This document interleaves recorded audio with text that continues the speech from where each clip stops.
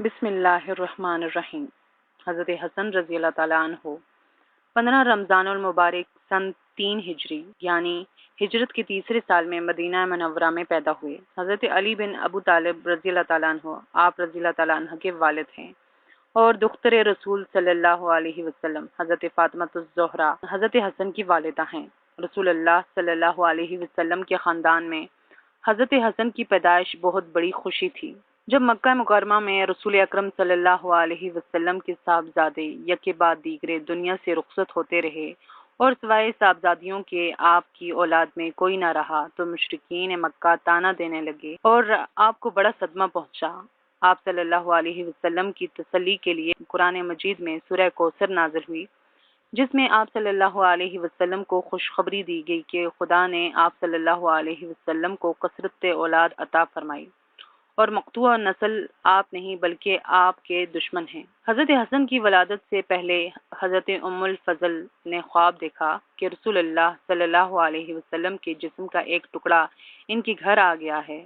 انہوں نے اللہ کے رسول صلی اللہ علیہ وسلم سے تعبیر پوچھی تو آپ نے فرمایا کہ ان قریب میری بیٹی فاطمہ کے بطن سے ایک بچہ پیدا ہوگا جس کی پرورش تم کرو۔ حضرت حسن کی پیدائش کے 7ویں دن عقیقہ کی رسم ادا ہوئی اور پیغمبر خدا صلی اللہ علیہ وسلم نے اپنے اس فرزند کا نام حسن رکھا۔ یہ نام اسلام سے پہلے نہیں ہوا کرتا تھا۔ آپ رضی اللہ تعالیٰ عنہ کی ولادت کے بعد آپ کے نانا محمد صلی اللہ علیہ وسلم نے آپ کے دائیں کان میں اذان اور بائیں کان میں اقامت فرمانے کے بعد اپنی زبان اپنے نواسے کے منہ میں دی جسے وہ چوسنے لگا۔ اس کے بعد آپ صلی اللہ علیہ وسلم نے دعا فرمائی کہ اے اللہ اسے اور اس کی اولاد کو اپنی پناہ میں رکھنا۔ معزز سامعین، کیا آپ جانتے ہیں کہ 5ویں خلیفہ راشد کون ہیں؟ جی ہاں، یہ حضرت حسن رضی اللہ تعالیٰ عنہ ہیں۔ حضرت حسن رضی اللہ تعالیٰ عنہ ان کی خلافت کہاں سے شروع ہوئی؟ حضرت حسن رضی اللہ تعالیٰ عنہ کے والد امیر المومنین حضرت علی 21 رمضان کو شہادت پائی۔ اس وقت حضرت حسن کی عمر 37 سال اور 6 دن تھی۔ حضرت علی کی تکفین و تدفین کے بعد حضرت عبداللہ ابن عباس رضی اللہ تعالیٰ عنہ کی تحریک سے حضرت قیس ابن سعد بن عبادہ انصاری رضی اللہ تعالیٰ عنہ نے حضرت حسن رضی اللہ تعالیٰ عنہ کی بیعت کی اور ان کے بعد تمام حاضرین نے بیعت کر لی جن کی تعداد 40,000 تھی۔ یہ واقعہ 21 رمضان سن 40 ہجری اور جمعے کے دن کا ہے۔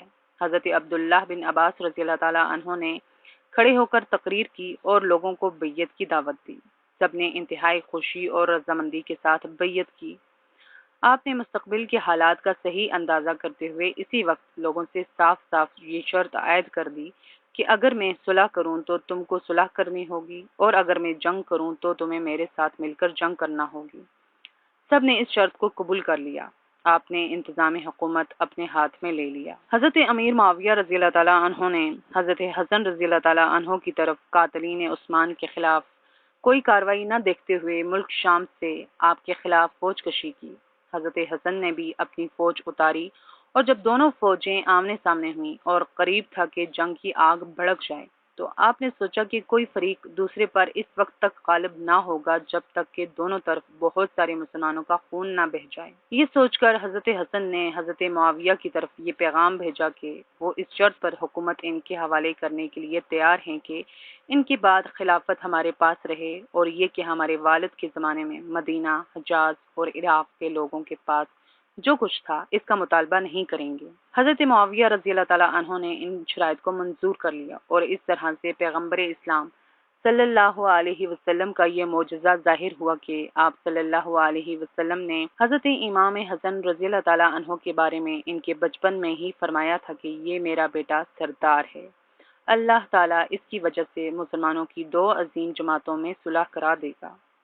جب حضرت حسن نے دیکھا کہ اسلامی معاشرہ انتشار کا شکار ہے تو حضرت حسن نے تخت حکومت کو خیر آباد کہہ دیا، کیونکہ حضرت حسن رضی اللہ تعالیٰ عنہ کا واحد مقصد اللہ کو حکم اور حکم رسول کی پابندی کا اجرا تھا۔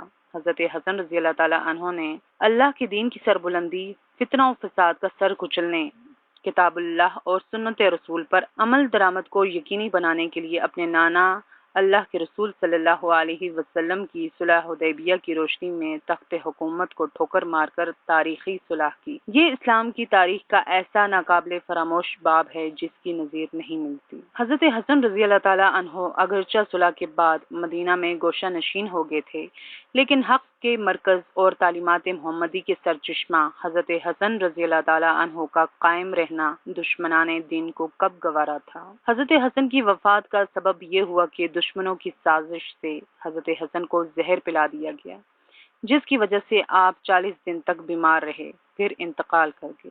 جب بیماری زیادہ بڑھ گئی تو آپ نے اپنے چھوٹے بھائی حضرت حسین رضی اللہ تعالیٰ عنہ سے فرمایا کہ مجھے 3 بار زہر دیا گیا، لیکن اس بار سب سے زیادہ شدید زہر تھا جس سے میرا جگر کٹ رہا ہے۔ حضرت حسین رضی اللہ تعالیٰ عنہ نے پوچھا کہ کس نے زہر دیا؟ تو آپ نے فرمایا کہ یہ سوال کیوں پوچھتے ہو؟ کیا تم ان سے جنگ کرو گے؟ میں ان کا معاملہ اللہ کے سپرد کرتا ہوں۔